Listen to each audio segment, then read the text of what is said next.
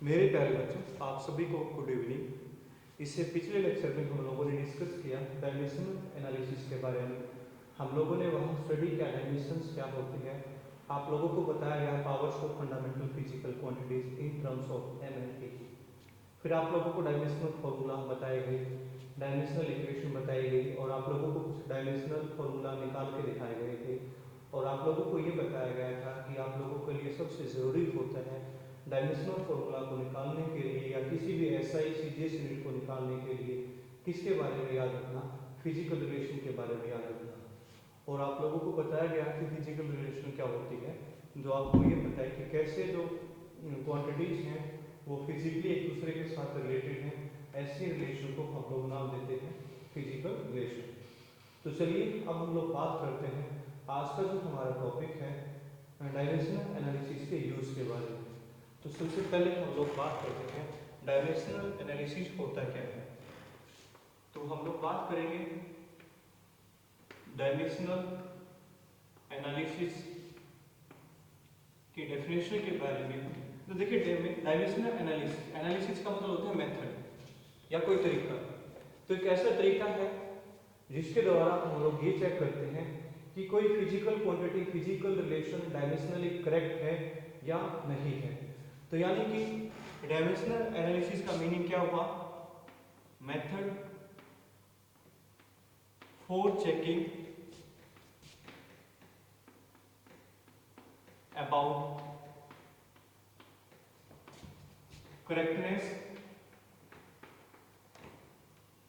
Of a physical relation.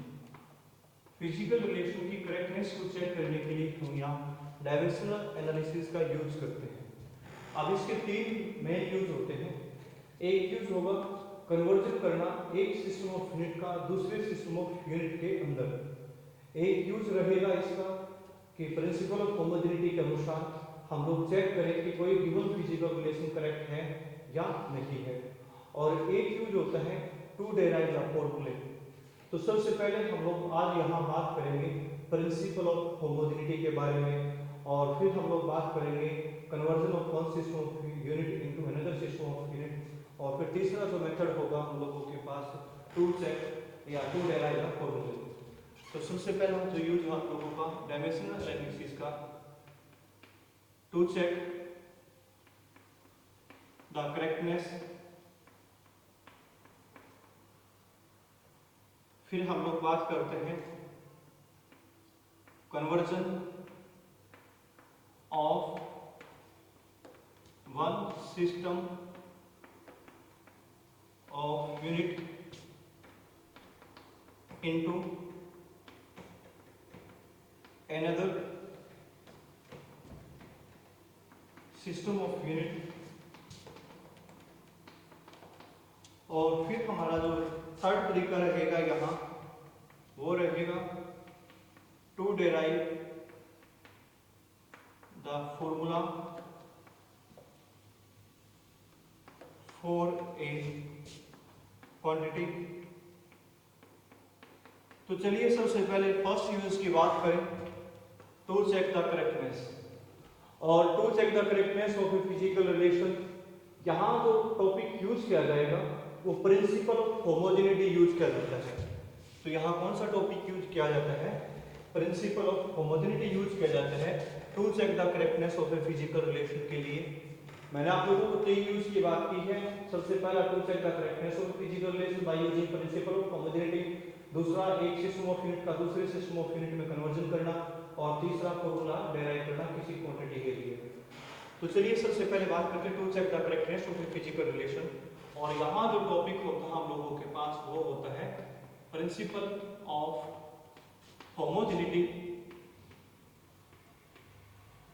तो principal of homogeneity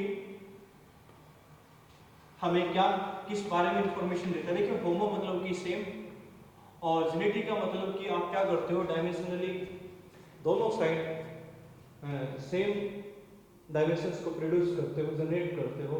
तो ये आप लोगों के पास प्रिंसिपल ऑफ होमोजेनिटी है। तो मैं लिखूंगा कि कोई भी फिजिकल रिलेशन या कोई भी क्वांटिटी डायमेंशनली तभी करेक्ट मानी जाएगी अगर उसकी दोनों साइड डायमेंशंस कैसी हैं, एक जैसी हैं, तो हम लोग कहेंगे ऐसी कंडीशन के अंदर ए physical relation is dimensionally correct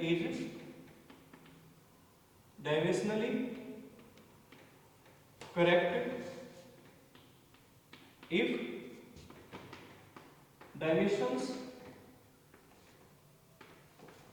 on both sides, यहां both sides का मतलब left hand side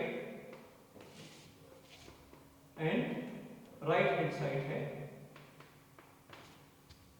A physical relation is dimensionally correct if dimensions on both sides is same।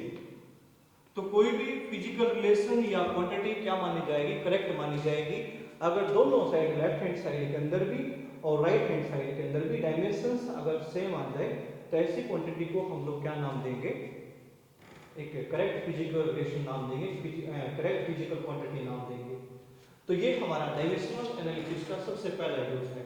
और यहाँ डायमेंशनल एनालिसिस का यूज कैसे किया जाता है, यहाँ डायमेंशनल अलजेब्रा को हम लोग स्टडी करेंगे। देखिए, अगर मैं आप लोगों को बोल दूं डायमेंशनल अलजेब्रा हमें किस बारे में इंफॉर्मेशन देता है, अगर L से हम L को घटा दें, अगर L को L से हम लोग घटाएं तो हम लोगों के पास क्या रिजल्ट आएगा, तो हम लोग लिखेंगे L। अगर मैं L के अंदर L को ही अगर जोड़ दूं तो भी हम लोगों के पास क्या रिजल्ट आएगा, L रिजल्ट आ जाता है। क्यों कह रहे हैं हम लोग ऐसा, क्योंकि डायमेंशनल अलजेब्रा हमें यही इंफॉर्मेशन देता है। ये क्या है हम लोगों के पास, डायमेंशनल अलजेब्रा हम इसको बोलते हैं।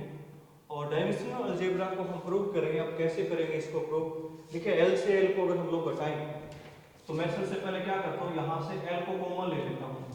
अगर मैं L को कॉमन लूंगा तो यहाँ कितना बचेगा 1, और यहाँ भी कितना बचेगा 1, तो यहाँ हो जाएगा ये 1 माइनस 1 0, यानी कि, और 0 आपका क्या है, डायमेंशन लेस क्वांटिटी है।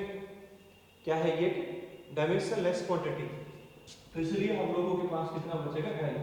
तो यानी कि हमारे पास कोई भी नंबर क्यों ना हो,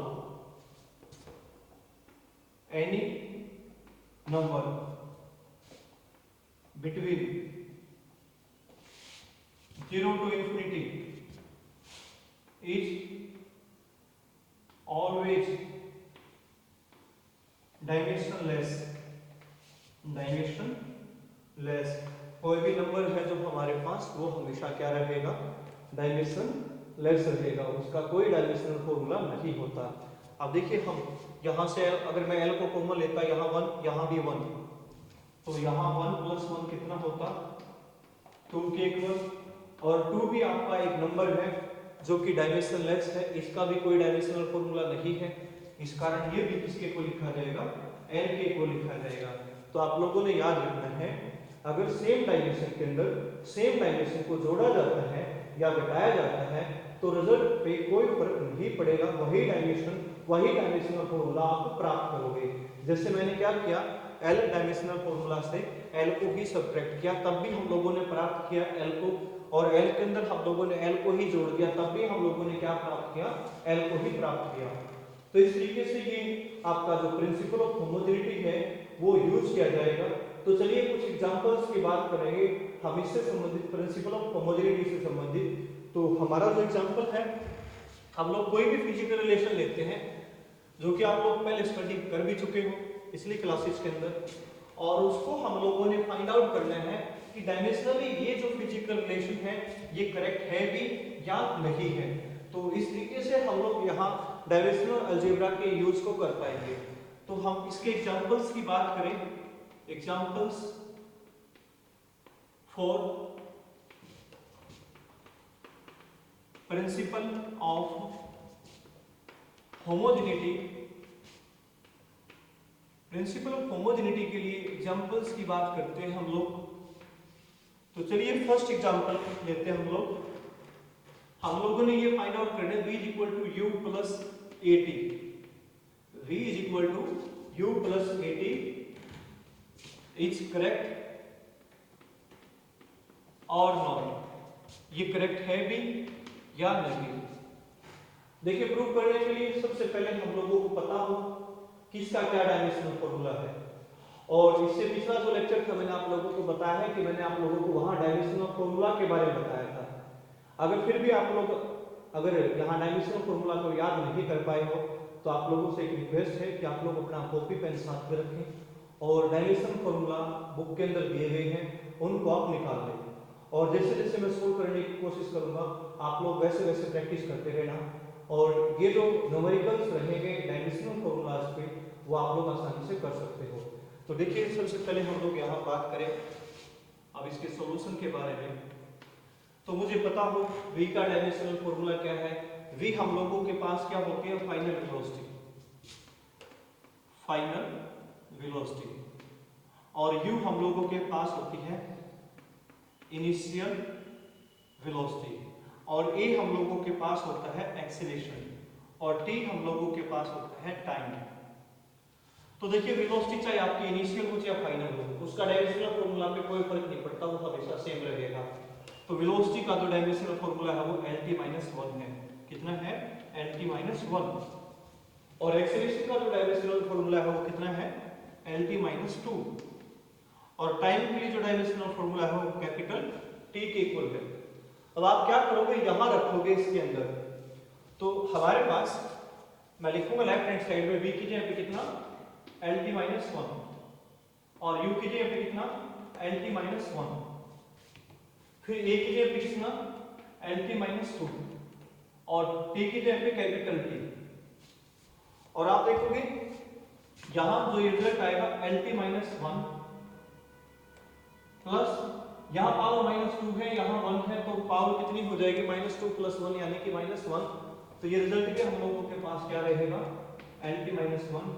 और अभी आप लोगों को बताया गया है डायमेंशनल अलजेब्रा।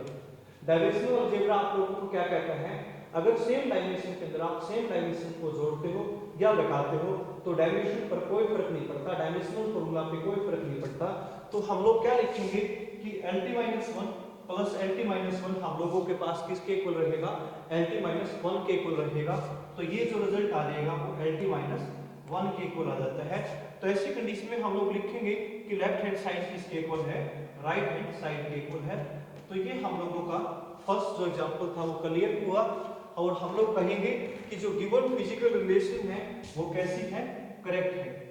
तो ऐसी गिवन फिजिकल रिलेशन क्या रहेगी, हम लोगों के पास करेक्ट रहेगी। तो चलिए इससे संबंधित अगले एग्जांपल की बात करते हैं। बिल्कुल ऐसा ही कोई हम एग्जांपल लेने की कोशिश करेंगे और उसमें आप डायमेंशनल फॉर्मूला को रखोगे, कैलकुलेशन को कंप्लीट करोगे और फिर आप देखोगे कि गिवन फिजिकल रिलेशन करेक्ट है या नहीं है। तो हम अगला एग्जांपल कंसीडर करते हैं। और अगला एग्जांपल मान लीजिए हम लोग कंसीडर कर लें कि जो फोर्स हम लोगों के पास वो किसके इक्वल है, F is equal to, second example है F is equal to 6 pi eta r v। ये अगला एग्जांपल है और इसमें ये बताना है कि जो फोर्स की जो गिवन रिलेशन है वो डायमेंशनली करेक्ट है या नहीं है। इसको भी हम लोगों ने ये फाइंड आउट करना है, इज करेक्ट और नॉट, ये करेक्ट है या नहीं है। तो इसकी करेक्शन को चेक करने के लिए मैंने आप लोगों को बताया सबसे पहले आप सॉल्यूशन लिखोगे और सॉल्यूशन में हम लोग क्या करते हैं, फोर्स आपका आप लोगों को पता है कितने डायमेंशनल फॉर्मूला के साथ है, ये mlt-2 के साथ। मैंने आप लोगों को बताया कि आप लोग क्या करोगे, अपने साथ में से बुक रखो, आप ये देखो कि इसका क्या डायमेंशनल फॉर्मूला है, क्योंकि एकदम तो हम सारी की सारी की जो फिजिकल रिलेशंस हैं उनको याद रख नहीं सकते, टाइम लगेगा, हम लोगों को प्रैक्टिस करते रहना होगा, तब जाके हम सभी फिजिकल रिलेशन को क्या कर पाएंगे, याद कर पाएंगे। तो देखिए अब हम F को लिखते हैं किसके बराबर, mlt-2 के इक्वल। और हम लोगों ने जो 6 पाई है ये कांस्टेंट है, 6 पाई क्या है हम लोगों के पास, एक कांस्टेंट। और किसी भी तरह का कोई कांस्टेंट हो वो डायमेंशन लेस रहेगा, उसका कोई डायमेंशनल फॉर्मूला नहीं होगा।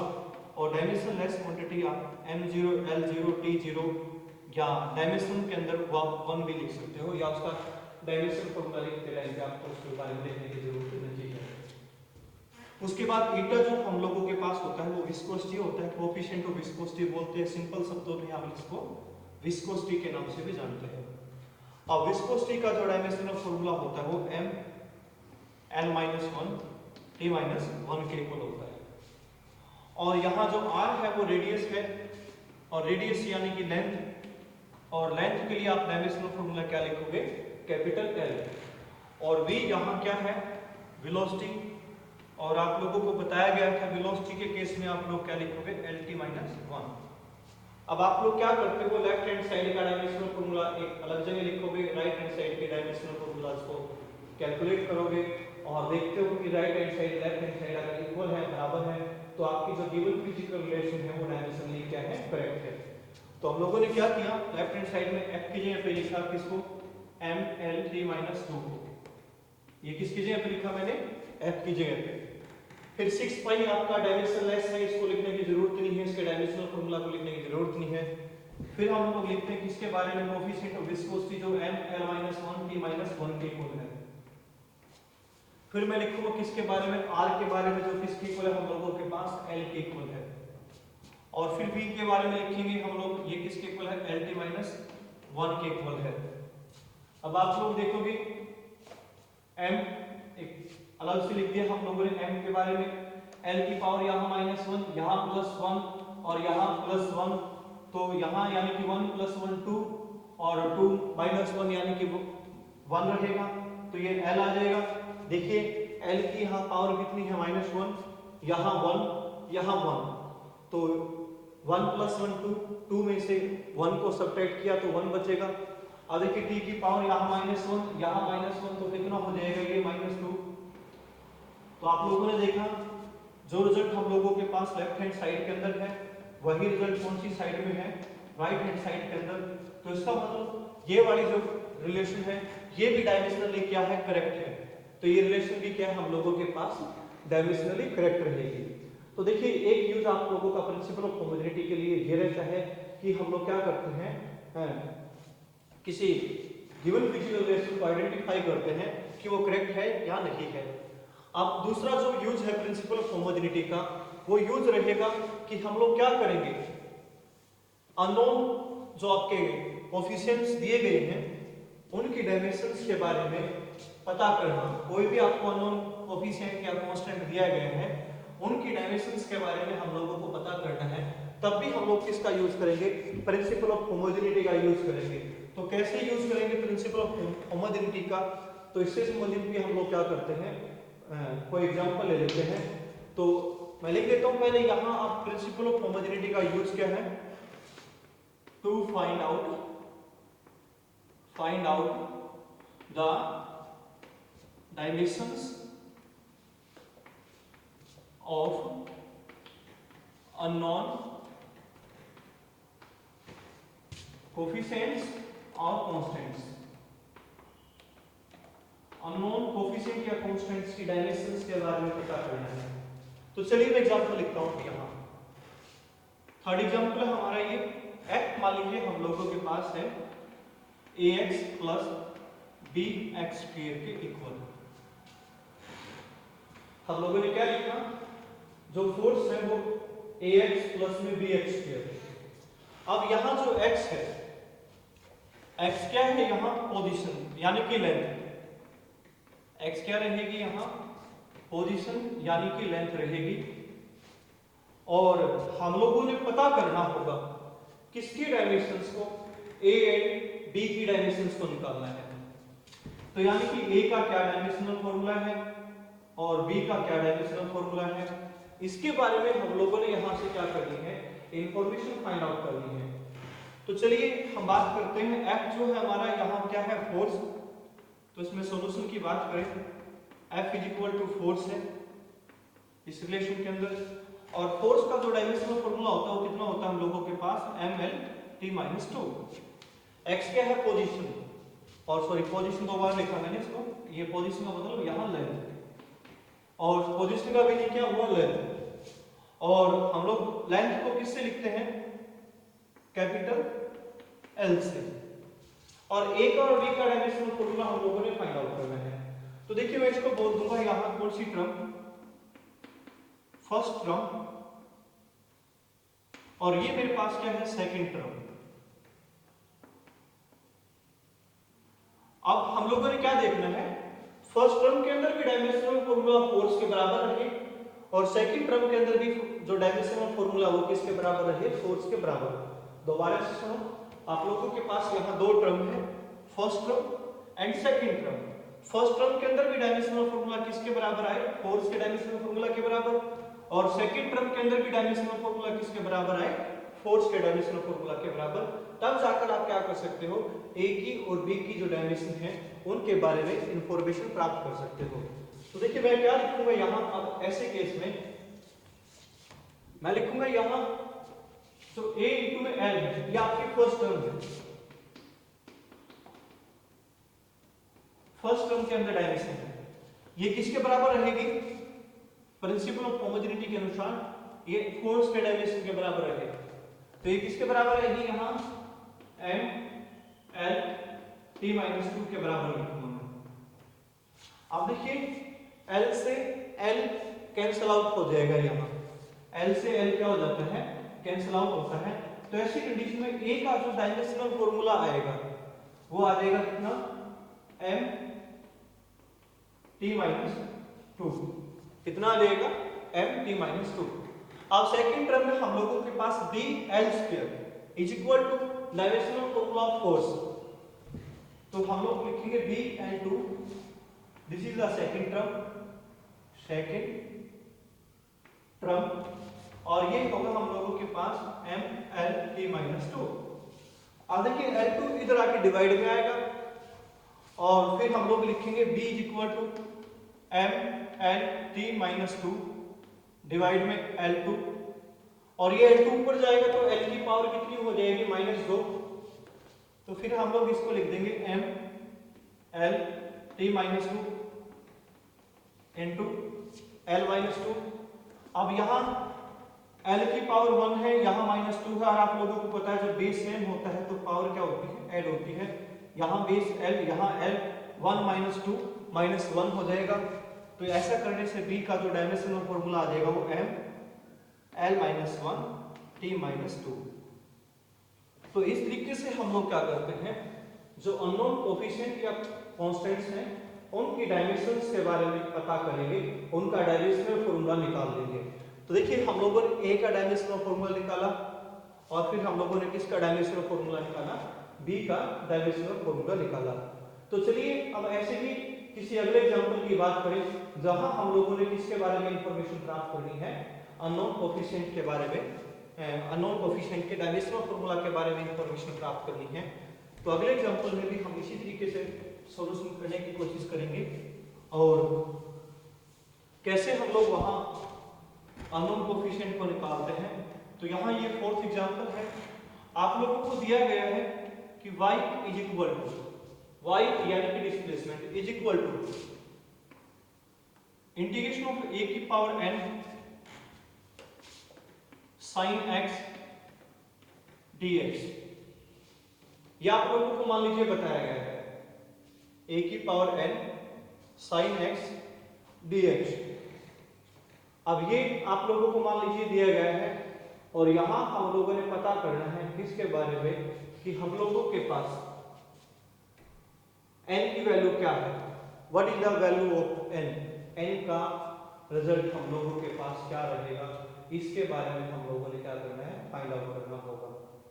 तो n की वैल्यू को हम लोग कैसे फाइंड आउट करें, तो सबसे पहले हम लोग देखेंगे जो हमारे पास साइन एंगल होता है, चाहे आपके पास साइन x होता, cos x होता, टेंजेंट x होता या सिकेंट x होता यहाँ, या आप लोगों का कोसिकेंट x होता या कोटेंजेंट x होता, ये सभी के सभी जो आपके साइन, कोस, टेंजेंट या इनके जो आपके रेसिप्रोकल हैं ये हमेशा डायमेंशनलेस होते हैं। यानी कि जो आपका एंगल होता है, एंगल का मान लीजिए जो रिजल्ट है वो भले ही आए हमारा, लेकिन या एंगल हमारा जो डायमेंशनलेस होता है तो साइन फॉर्म के अंदर या कोस फॉर्म के अंदर या आपका टेंजेंट फॉर्म के अंदर जो भी रिजल्ट रहेगा वो हमेशा कैसा रहेगा, डायमेंशन लेस रहेगा। और इसको हम लोग यहाँ x की जगह पे थीटा लिख लेते हैं। क्या लिख लें? थीटा। तो sine theta, cos theta, second theta, cotangent theta, cosecant theta, sine theta, ये सब के सब आपके डायमेंशनलेस है, बिकॉज एंगल इज डायमेंशनलेस। क्योंकि x को पोजीशन हो जाता है, इसलिए हम लोगों ने यहाँ इसको क्या लिखा, थीटा। थीटा यानी कि एंगल, और एंगल आपका हमेशा क्या रहेगा, डायमेंशनलेस। और कैसे एंगल डायमेंशनलेस होता है आप देख सकते हो। थीटा हम लोगों के पास, आप लोगों को पता था किसके इक्वल होता है, आर्क लेंथ बाय रेडियस के इक्वल। और देखिए ऊपर भी आर्क लेंथ यानी कि L से, नीचे रेडियस वो भी L से L कैंसिल यानी कि 1, और जिसको आप लिखोगे डायमेंशंस के अंदर m0 L0 T0, m0 L0 T0 हम जिसको लिखते हैं। तो इस तरीके से हम लोग कहते हैं कि जो हमारा एंगल होता है वो हमेशा डायमेंशनलेस होता है। तो that means these two terms are dimensionless। इस तरह के क्वेश्चन के अंदर ये दो टर्म जो हमारी वो क्या है, डायमेंशनलेस है, वो क्या रहेंगी, डायमेंशनलेस। अब y क्या है हमारा यहाँ, डिस्प्लेसमेंट। y क्या होगा, डिस्प्लेसमेंट। और a क्या होता है यहाँ, एम्पलीट्यूड। इस तरह की इक्वेशन के अंदर a क्या होता है, एम्पलीट्यूड। जब आप न्यूमेरिकल को सोल्व करोगे तो आपको गिवन होगा a is amplitude, y is displacement. तो देखिए डिस्प्लेसमेंट को हम किससे लिखेंगे, कैपिटल L से, और एम्पलीट्यूड को भी किससे लिखेंगे, कैपिटल L से। डिस्प्लेसमेंट को भी कैपिटल L से और एम्पलीट्यूड को भी किससे लिखेंगे, कैपिटल L से। तो देखिए यहां मैं L लिखूंगा और यहां मैं L लिखता हूं। L की पावर कितनी है, n है, और ये दोनों टर्म आपकी क्या है, डायमेंशनलेस। इनका कोई डायमेंशनल फॉर्मूला लिखने की जरूरत नहीं है। अब आप देखते हो यहाँ L की पावर कितनी है, 1, और यहाँ कितनी है, n। बेस सेम है तो पावर क्या होगी, यहाँ इक्वल रहेगी। तो n किसके इक्वल आ जाएगा ऐसे कंडीशन के अंदर, 1 के इक्वल। तो n यहाँ किसके इक्वल है, 1 के इक्वल है। दोबारा से सुनो, इस क्वेश्चन के अंदर हम लोगों ने करना क्या था, हम लोगों को इक्वेशन जो दी गई है y बराबर है integration an sin theta d theta. Theta यानी कि arc length by radius, L by L यानी कि 1, डायमेंशनलेस। तो साइन कोस टेंजेंट जो भी आपके वो हमेशा क्या रहेंगे, डायमेंशनलेस रहेंगे, उनका कोई डायमेंशनल फॉर्मूला नहीं आएगा। तो ये जो टर्म थी आपकी वो डायमेंशनलेस थी। a यानी कि एम्पलीट्यूड जो कि कैपिटल L से लिखा जाएगा, y यानी कि डिस्प्लेसमेंट उसको भी कैपिटल L से लिखेंगे। तो कैपिटल L यहाँ L की पावर कितनी है, 1 है, और यहाँ L यानी कि उसकी पावर n है। तो बेस सेम हो तो पावर इक्वल होती है। इस तरीके से n की वैल्यू कितनी आ जाएगी, 1 आ जाएगी। तो देखिए स्टूडेंट्स, आज का जो टॉपिक था आप लोगों का प्रिंसिपल ऑफ होमोजेनिटी को लेकर डायमेंशनल एनालिसिस के अंदर ही है ये। तो कल की वीडियो में हम लोग स्टडी करेंगे conversion of one system of unit into another system of unit and to derive the formula for a physical relation या फिजिकल क्वांटिटी। तो आप लोगों से रिक्वेस्ट है कि आप लोग इस वीडियो को ज़्यादा से ज़्यादा लाइक कीजिए, सब्सक्राइब, हमारे चैनल को सब्सक्राइब कीजिए और इस वीडियो को ज़्यादा से ज़्यादा शेयर कीजिए। आप सभी का धन्यवाद, आप सभी का दिन शुभ हो।